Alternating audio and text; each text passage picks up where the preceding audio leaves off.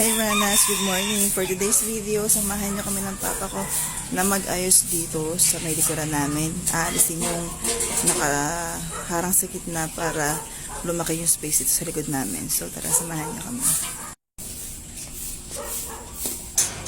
Yan. Tatanggal na yung harang dito sa gitna. May harang yan. Medyo lumuwag na. Yan papa ko. Tapos ayusin yan. Gagawin pa slide dyan or pwedeng tambakan alin sa dalawa. So iisipin pa namin kung pa-slide or tatambakan para pumantay yung lupa. Ito yung aming likuran. Medyo malinis na siya pero pwede na. Ito naman yung aming munting alagaan ng manok. Ito yung mga manok namin. Yan.